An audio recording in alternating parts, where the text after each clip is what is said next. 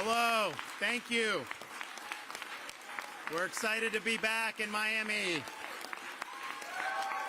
Thank you. Thanks so much. Oh, please have a seat. It's great to be here. We've got, great announcements today. We're excited to have a lot of members of our Taiwanese community here in Miami are with us today, including Director General Chi from the Taipei Economic and Cultural Office in Miami, as well as Yiwei Chu from the Taiwanese Junior Chamber of Commerce. Of course, we have Manny Diaz from down here in Miami, who's now our Education Commissioner and is doing a lot of great things with education.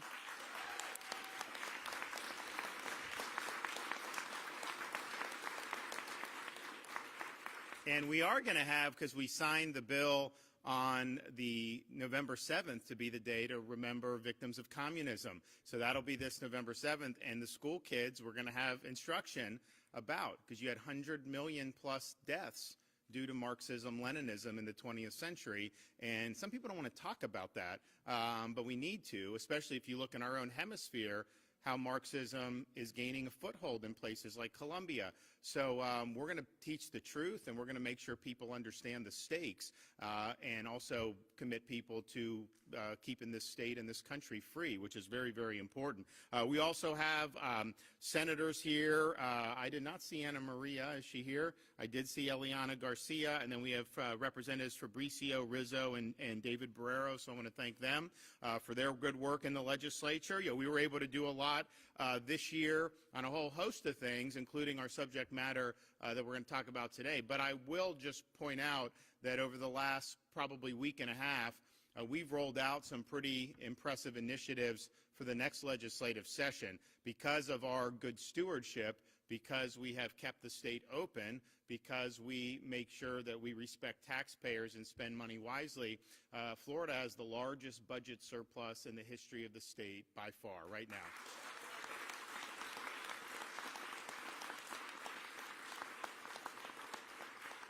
And we did, in this past legislative session, so the current year, we did $1.2 billion in tax relief, which was the largest tax relief package in the history of the state as well. But what we also understood was, okay, that's good. It's made a difference for people. It'll continue making a difference for people going forward throughout the rest of the fiscal year. But you have this inflation. They always say it's not a big deal, and then you look and you see how expensive everything is, particularly at things when you're going to the grocery store. So, and we also understand just when you have getting pinched on energy and on groceries, all these other things, bills, that we want to find a way to relieve the burden any way we can. So we announced, I think it was about 2 weeks ago, we were actually down in South Florida to say next legislative session, we're going to slash tolls by 50% for all of our commuters in every corner of the state of Florida. That's going to save people hundreds of dollars, and in South Florida, it'll probably save people $1,000 or more, because some of them are paying hundreds of dollars a month just on these tolls. And so to be able to do that, that's going to be over $400 million of toll relief for folks, and I think that that's something that'll make a big, big difference.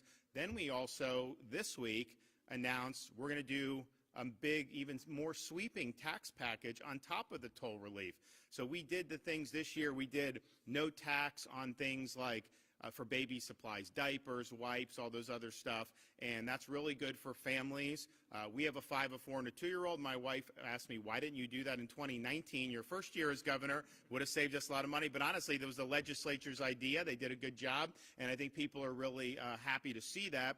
So what we're going to do for the next round, we're going to make the tax free for all baby items, and we're going to add strollers and cribs as well. And that's going to be permanent. No tax on any of those baby items, because we want families to be able to do well.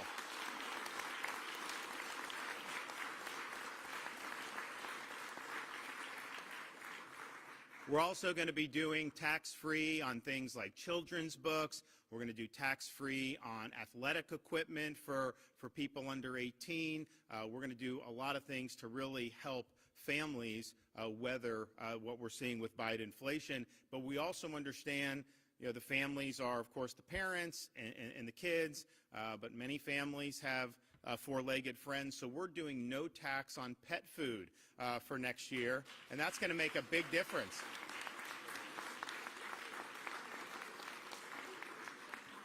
So we've been rolling out in dribs and drabs the toll relief, $400+ million. Maybe we'll even do more on there. This package that I announced the other day, $1.1 billion, and we're going to announce more because we understand how important it is. We've got a lot of money in reserve. We understand the economy and what they're doing with raising interest rates. So you think about how it cost to buy a house a year ago. Now it's dramatically more expensive because the interest rates have gone up. That's pinching people, but they're going to keep doing it, and I think they're going to thrust this economy nationwide into a really big recession. Now in Florida, we've done better than the nation as a whole on almost everything. Our unemployment rate's 2.7%. The nation is 3.7%. Anytime people get fed up with the poor governance that we see in so many parts of the country, the place they think to get refuge from is here. We're the place that people know when things get bad, when they can't keep the streets safe, when they're doing bad education, when they're taxing too much, lockdowns, mandates, you name it. Once they've had enough, here's the place where they come. And so we think we'll be able to do better than a lot of these states, but we also are just looking at that. So we've got a lot of money set in reserve, more than we probably would ever need, even if you did see that happen. But we need to provide relief for people, and I think this will be the biggest package that we're able to do. So I'm really, really excited about it. I'm also excited about today's announcement, because if you remember in the most recent legislature with Speaker Sprowls and Simpson, we were able to do in 2021 a package of bills to recognize that we do not want to see malign foreign influence in the state of Florida. And the number one source of that influence, not just in the United States, but really around the world, is the Chinese Communist Party. And what they're able to do economically, culturally, militarily to expand their power. And they have a lot of presence now in our own Western Hemisphere. And you see a lot of leftist governments, Cuba, Venezuela, they welcome in the CCP into our very own hemisphere. We think that that's something that we need to take seriously, and we think that that's something that we need to do what we can in the state of Florida to push back against. And so we were able to enact legislation to combat and improve penalties for corporate espionage, because a lot of times they'll try to steal trade secrets, and they do this all the time, and we need to hold people accountable. But what we also did was sign a bill to combat foreign influence of malign countries, particularly the CCP, in higher education. And that means we did things like ban Confucius institutes at our higher education establishment.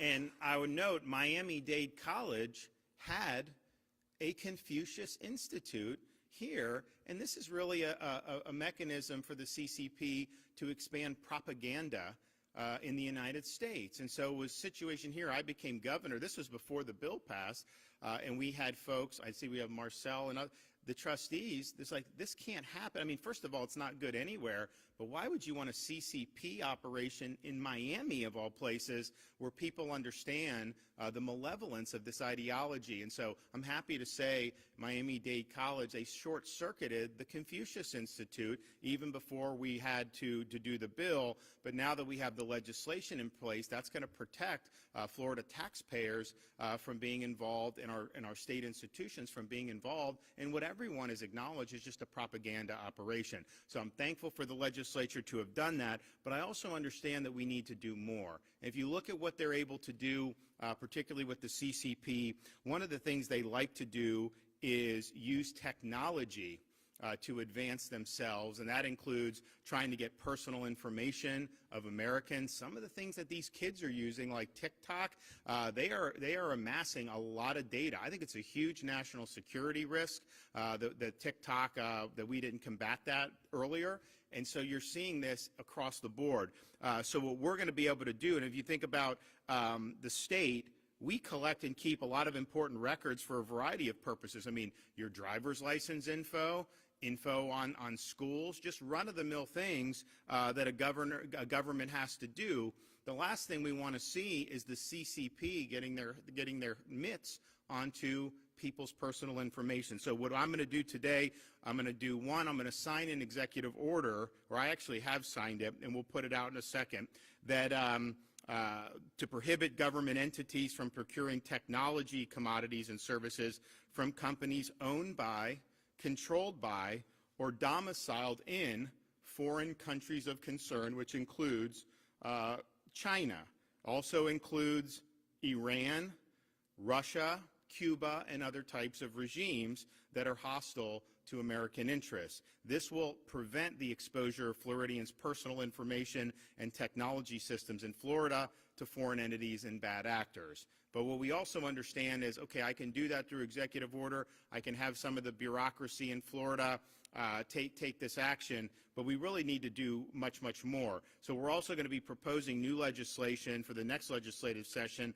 to prohibit government entities from contracting with companies owned by, controlled by, or domiciled in foreign countries of concern if the contract would provide access to Floridians' personal information, whether the state government has it or not. We want all of your information secured. So this is things like Social Security numbers, it's things like your bank account information, and it's things like your medical records. That should not be in the hands of the Chinese Communist Party. And so we're going to act to make sure that that's the case. You also see around the country things like the CCP or a front group company or something.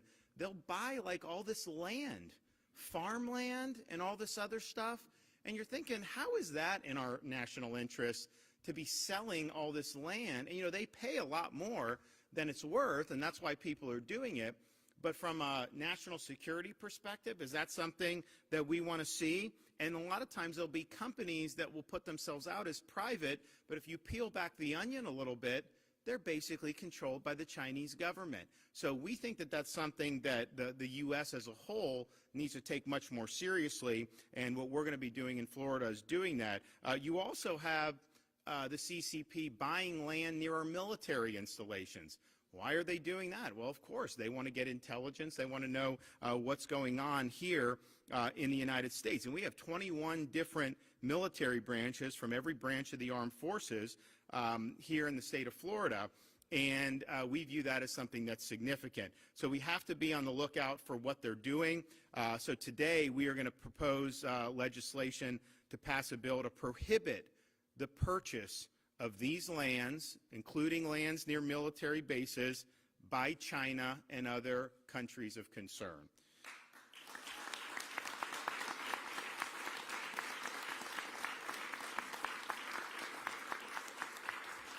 And yes, there's the danger of having this land misused for intelligence or military purposes, but put that aside. We saw what happened with COVID when almost all this stuff was made in China.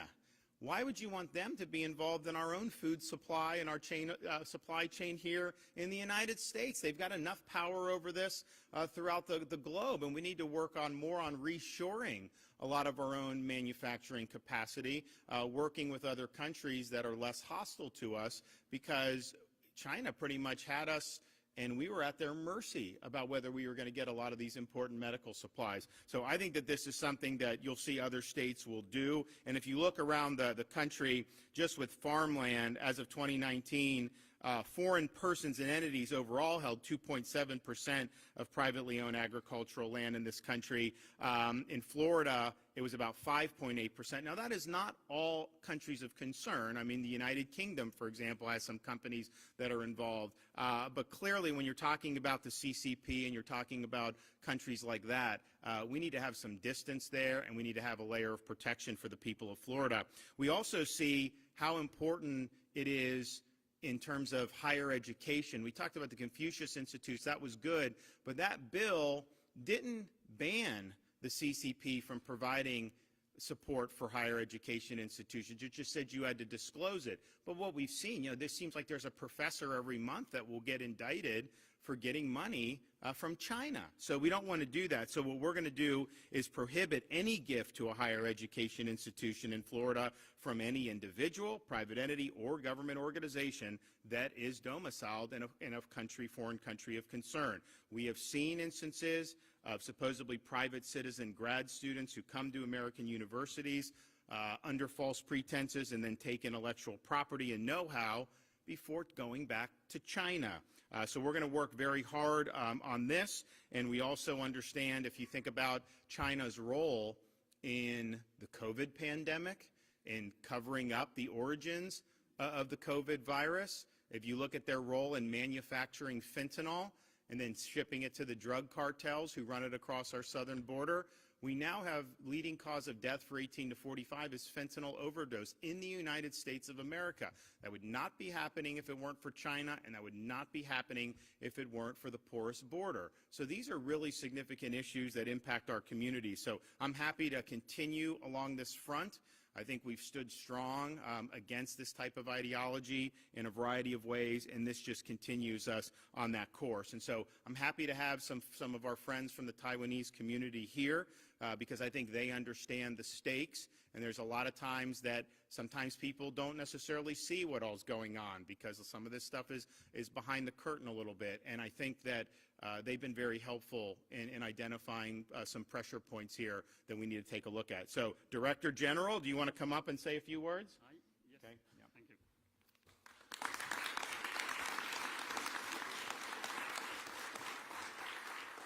Thank you, Governor.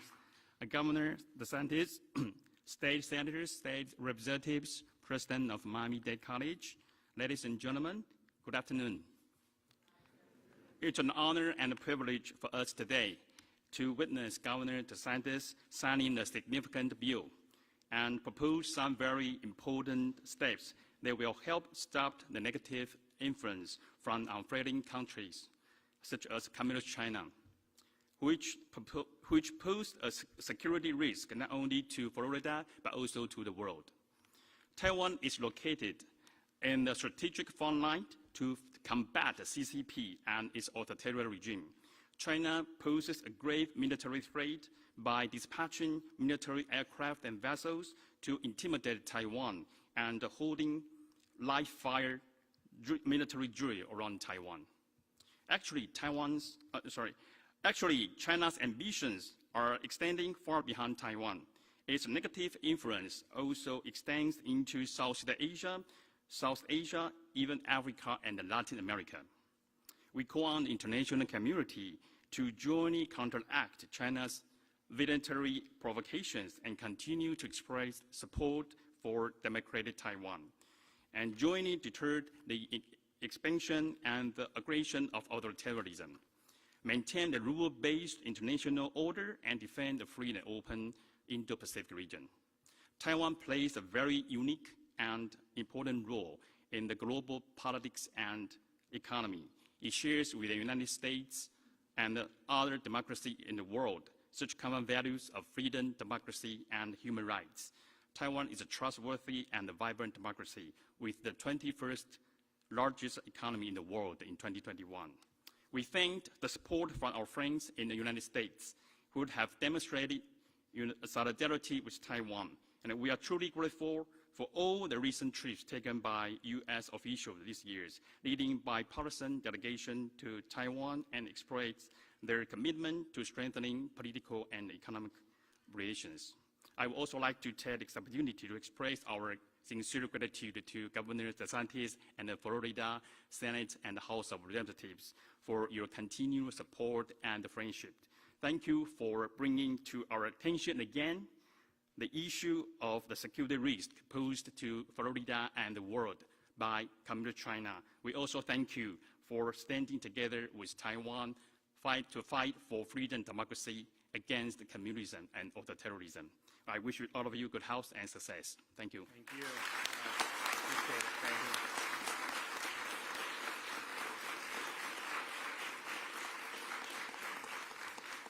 you. Okay, from the Taiwanese Junior Chamber of Commerce, Yi-Wei Chu.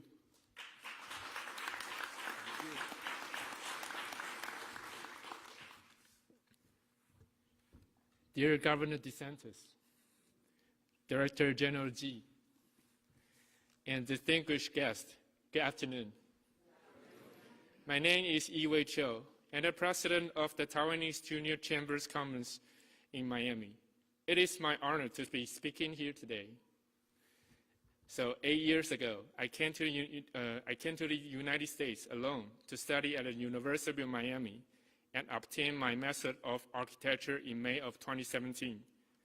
After graduating, I was able to successfully become a registered architect in the state of Florida and acquire a job opening as an architectural designer.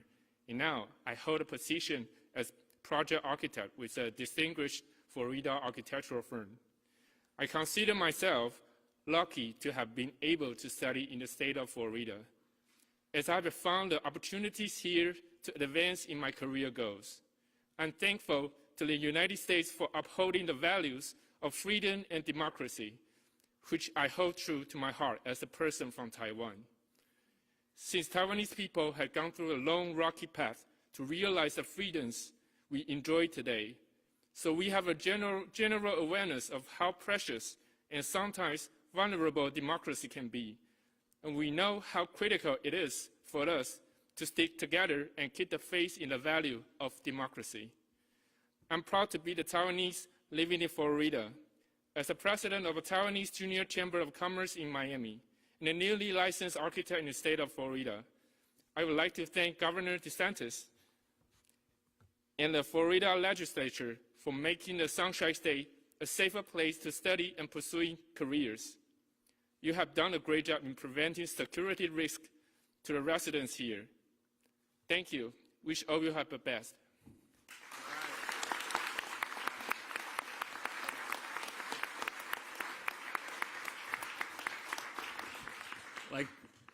How about a round of applause for Governor DeSantis and his leadership on this?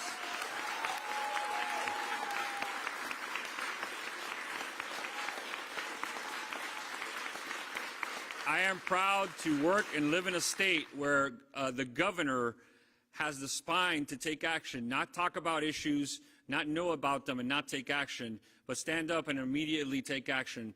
And I want to thank the legislature for the leadership they took in trying to provide some transparency, but now we must take the next step to ban this influence. As we know, our academic institutions are part of our entire society, and the students that leave our schools go into society in all walks of life. When you have this foreign influence inside of our academic schools, not only does it affect technology, proprietary rights, all of those things, but what happens is these people go out into our society, and if you allow our enemies to come in here and influence our students who then become the members of our society, what happens is they insert their propaganda and they start to create hate and divide. So I really want to thank Governor DeSantis for taking this step. As a Cuban American, growing up, being born and raised in this community, the older exile Cubans always told us of the tactics of the communist regime in Cuba, which are very similar to the Chinese, where they told us that they would infiltrate our institutions to be able to spread their propaganda and hurt this country. Unfortunately, we saw in this community that incident take place at one of our higher learning institutions, where we had Cuban spies embedded at one of our universities here that ended up resulting in the death of U.S. citizens. This will stop that. And again, I want to commend the Board of Trustees, President Pumarega, because when Governor DeSantis came in and talked about we got to get rid of these Confucius Institutes, you didn't wait for the legislature. As you came in as president, as the board came in, you eliminated that. And not only that, Governor, the Miami-Dade College right here has a national cybersecurity program, which is housed right in this building, and so that makes us proud. Thank you, President Pumarega, for having us here, and thank you, Governor DeSantis, for not only keeping us safe, but making Florida the freest state in the union. Thank you.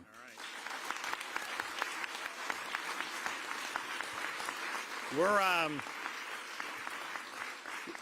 We're always proud to be at Miami-Dade College. We're proud of the work you guys do. It's a unique institution, and we're proud to have been delivered. We delivered a lot in the budget for you this year with the Freedom Tower and many other things. And but it's good. I mean, it's when you're doing the budget. I think most people know the governor can line item veto out. So you can sign the budget and knock out a lot of individual appropriations. And we've been very strong with that power because we want to protect taxpayers. And so I think the record of vetoes before I became governor was 800 million. This past year we did 3.2 billion in line item vetoes. So those guys don't clap. They don't clap. But it's some things you're like, okay, I know they're going to do a good job with it, so we don't veto because we know that it's important. And a lot of these guys have actually done a lot of good work, and so a lot of times we're happy to do. There's some things you just can't do, that are not right. There's other things you must do. Then there's some things that may be kind of nice to have, but you can go either way on it. But here, because of the track record, we look to really do it. So we're excited about what we're able to deliver. And I will just say, these proposals are great. We're proud of them. But I know the incoming speaker, Renner, has even more proposals along these lines because this is a serious issue and we want to make sure the state of Florida is leaning into it. Okay. Oh, Glenna. Hi. You were hiding back there. That must mean you don't have any questions, right? Okay. Go ahead. Sure.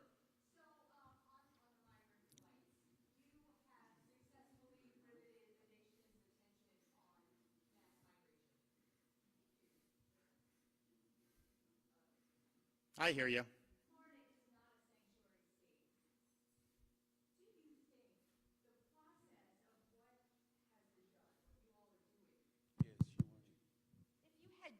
If you had done it with notice, if you had called your counterpart in Massachusetts and said, Governor, we're sending you 50 Venezuelan migrants, they'll land at 3 o'clock tomorrow, do you think that might have taken some of the teeth out of the blowback and criticism? Absolutely not. You know how I know that?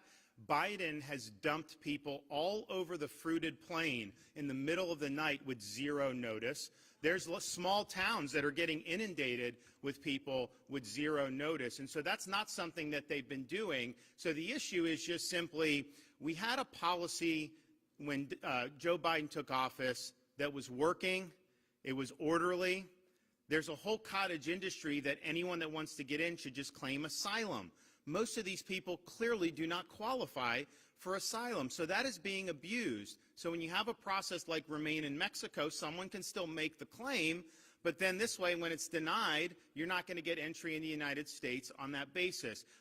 Joe Biden reversed that policy, and he reversed many others. So now you have massive chaos that's happening, millions and millions of people coming across illegally. Yes, you have really serious things happening along the way to the border, which no one seems to care about. You have people that once they get in, are basically destitute in some parking lot. They're not upset about that. They're not upset about all the fentanyl that's coming into this country and is now leading to record fentanyl deaths, and that would not be happening if we had a secure border. And yes, Maduro is releasing people from prison. This is being used strategically to weaken our country. So if you have criminal aliens coming in and they victimize Americans, those crimes should not have happened if we just had a secure border. So no one really cared about that on the national media perspective until 50 show up in Martha's Vineyard. And you got to ask yourself,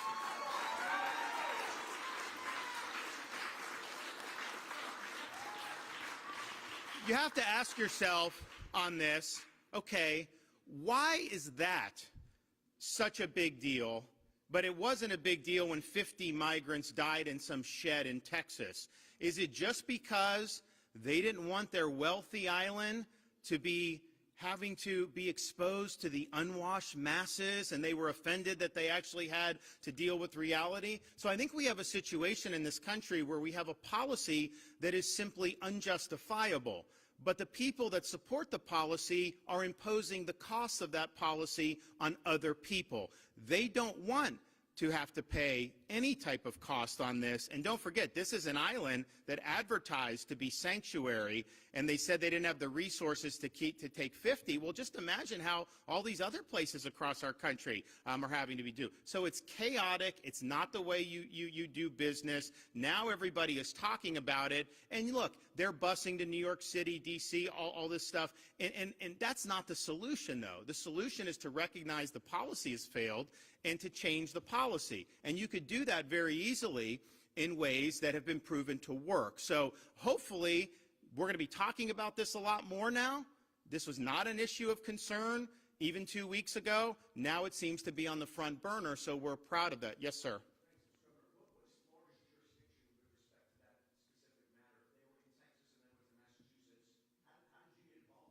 So we got involved. Well, we have operations on the Panhandle, and we've seized about $500,000 worth of drugs. There have been arrests for human smuggling, but this is like 1 or 2 people come in at a time. And unfortunately, what law enforcement does is just release the migrant and only goes after the smuggler. So we have people, and many of them say they'd like to go to Florida.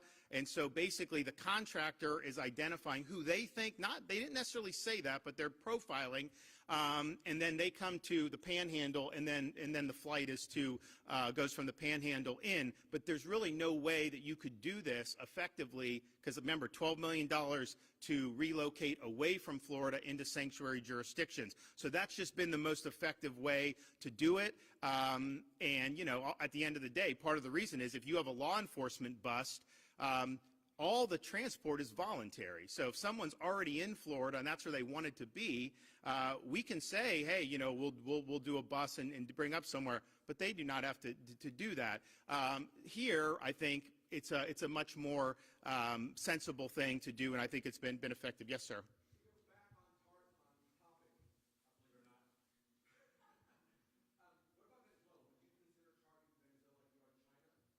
Oh, well, right. I mean, yeah. We believe the regime in Venezuela is illegitimate. We believe that Maduro is a dictator along the lines of a Raul Castro, and I think he's done immeasurable damage to that country. I just met with Brazil's ambassador to the U.S. today. They have absorbed over 1 million people from Venezuela because of what's going on. But here's the thing: Biden was asked, hey, how come you can't keep control of the border? He's like, well, I'm having to deal with Cuba, Nicaragua, and Venezuela. Are those new dictatorships? Have those not been dictatorships for a long time? And not only that, he's soft on all those dictatorships. It would be one thing if he was actually willing to apply pressure and then say it's causing people to need asylum, but he's coddling them. He's willing to go and play footsie with Maduro. He didn't lift a finger last summer when the Cuban people were rising up to take on the Raul Castro regime. And of course, he's going to be buddy-buddy with Nicaragua and then the new Colombian president, who's very leftist. So that's just the nature of what we're seeing here. I've been opposed to them playing footsie with Maduro the whole time, but nevertheless, kind of here we are. Yes, ma'am.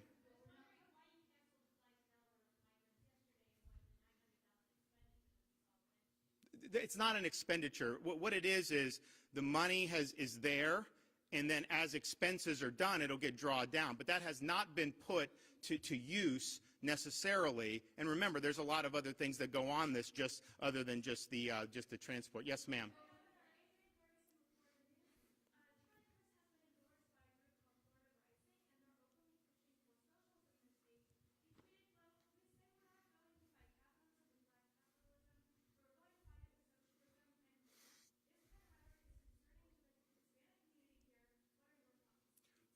I reject socialism outright. I reject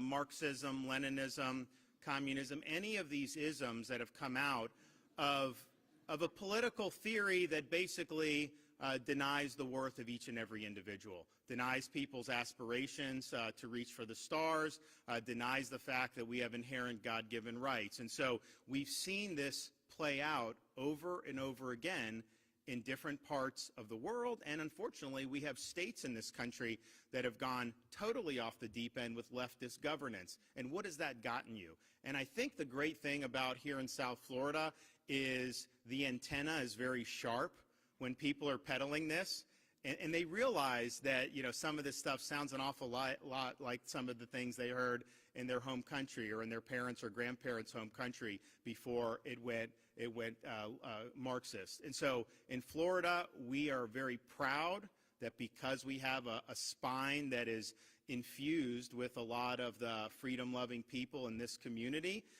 that is not going to happen here. We are going to remain the nation's refuge for freedom.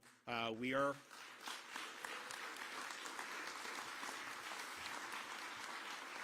Yes, ma'am.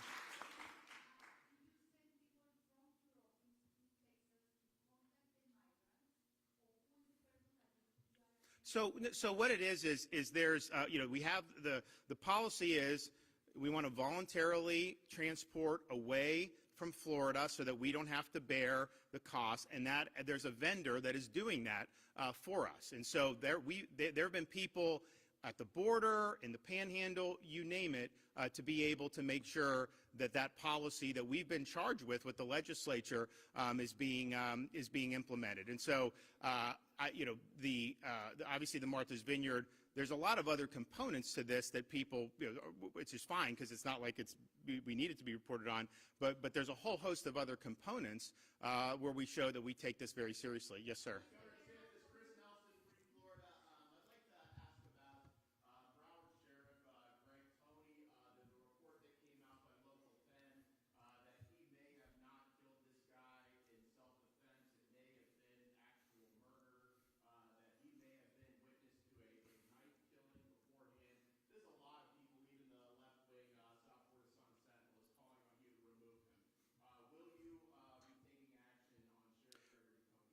Well, what I do is I don't respond to just a news report, and I'm not saying that's not true, but there's a lot of news reports that aren't true, and we just have to understand that. And so the process we go by is if there is something that could be actionable, my staff will research that, they will present the set of facts, and then they will present it to me. So just recently we suspended one of the county commissioners down here and got there was the initial allegations.